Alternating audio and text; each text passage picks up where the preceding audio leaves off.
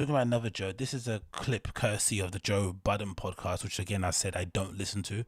I've stopped listening to it since the fallout with Rory and Moore, which I thought personally was a bit of an affront and a little bit offense. No, it wasn't an affront. Yeah, it was an affront to the fans because Joe Budden and Co. And again, the Rory and Moore also are included in this.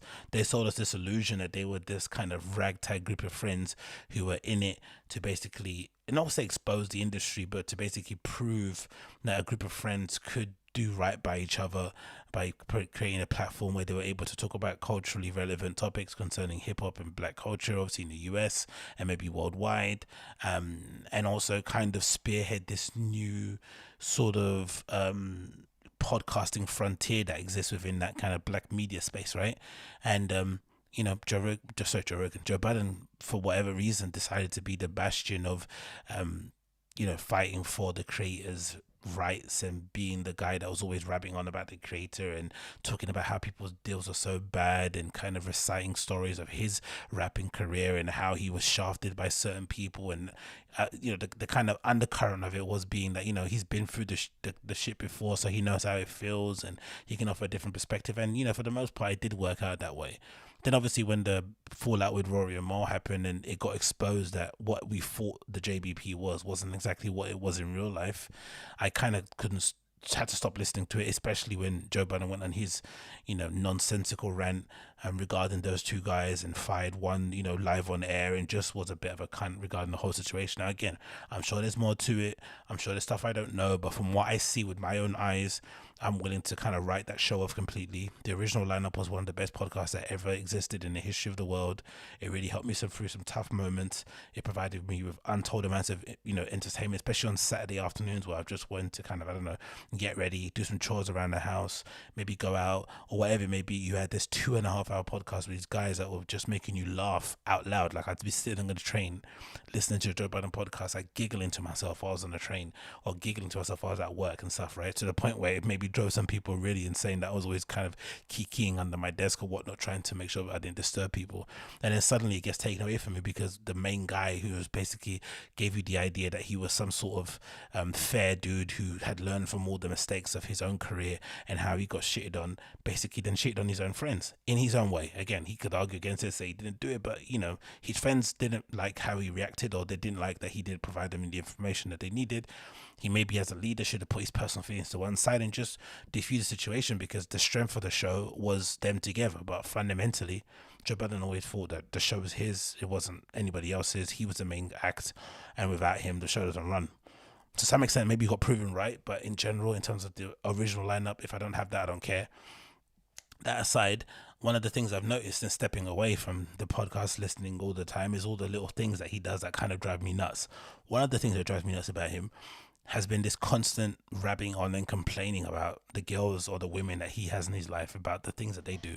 The reason why it's annoying is because for the most part, Joe Budden seems to have a type, and they're usually birds, which is not a bad thing, right? In terms of they're a bit bird-brained, they're a bit, we'll say simple-minded, but it's a particular kind of woman that he's kind of into in terms of their mentality. Not so much looks. I think he tends to kind of jump around in terms of it looks wise. You can't say just likes Hispanic women, because he's dated a few black ladies too that we know of, well-known ones too, so that's not a thing. But in terms of how they think, he definitely tends to go for a certain type of woman. Some would say because they're easy to manipulate. I would just say because it's just an interest, it's just a like. We all have our things that we're attracted to. But the thing that I don't like is that he's attracted to a certain type of woman, and then he always complains about how that certain type of woman acts in the relationship. And I think it's a little bit unfair to the ladies. It paints them in a bad light. It obviously, he's trying to further the point that it's their fault and not my fault, and he doesn't take any personal responsibility for how he's maybe driving people to do the things that they're doing in this clip. So in this clip, he's complaining about what certain women that he's into do when they're in a relationship with him. And it just kind of it bothered me. Do you know what I mean? It kind of grounded my gears, more so because, again, it's another reminder that the show that I knew and loved is completely dead. But yeah, this is Joe Budden talking about the girls that he's attracted to and why he's annoyed by their actions. Tell that to these That rappers. used to be my beef, right, with some women. I'll open this up. Some women.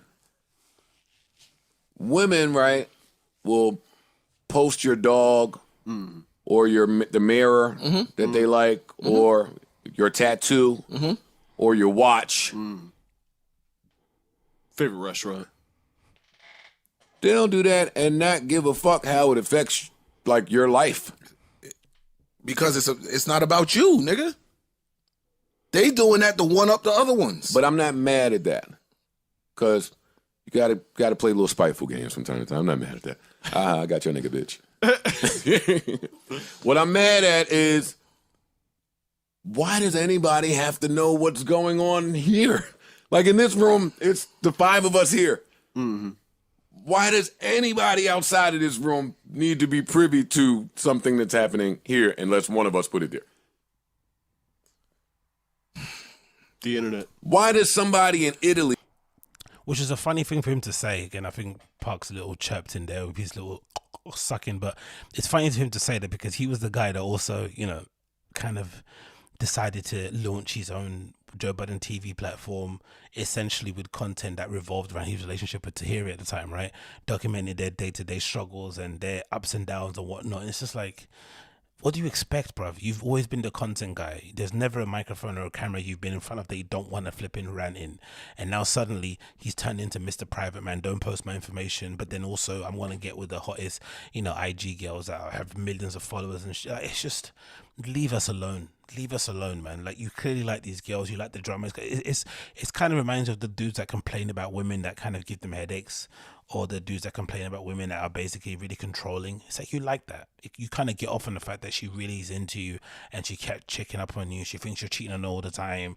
She's a bit nuts. She turns up at your workplace. She turns up at the bar. She turns up at Power League. You like that shit. Don't complain. Because if you didn't like that, you wouldn't keep going for the same person, but with a different face and body. Basically, that's what a lot of people do. They just date the same people, but they just have different features. That's it. But there's the same person mentally. It's just like, it's annoying. It's annoying. Like, it really, and again, this guy's 40 something years old with 2 kids.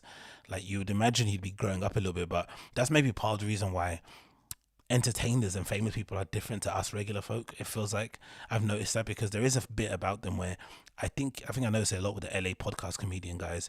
You kind of have to be a little bit, you kind of have to live in a state of like Arrested Development, right? You kind of have to have a little bit of a Peter Pan syndrome where you don't want to grow up, because essentially that not growing up allows you to tap into your maybe silly goose side of things in order to be funny and to produce or make good content.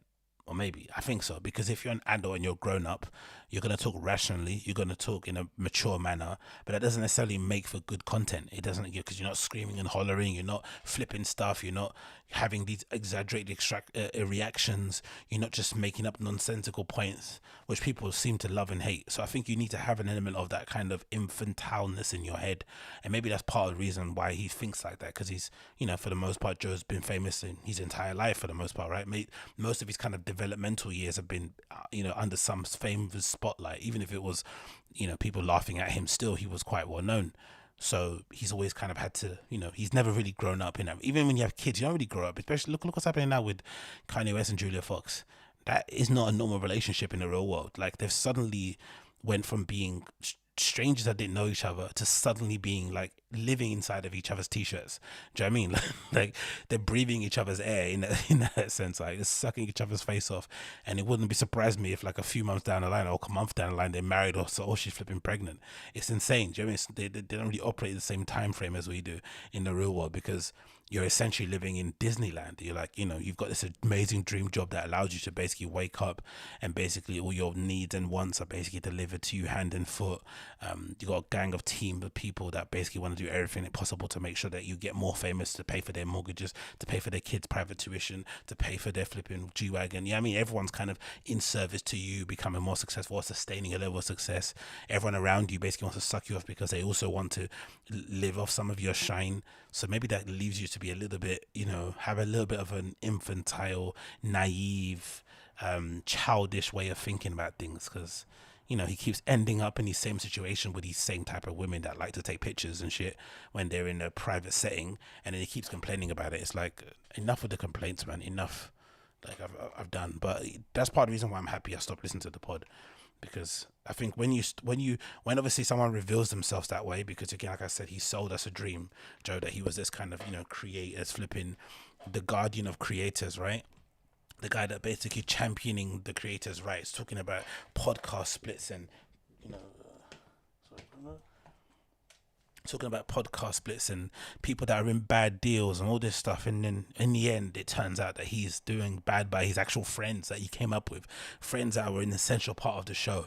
It's like, jog on, you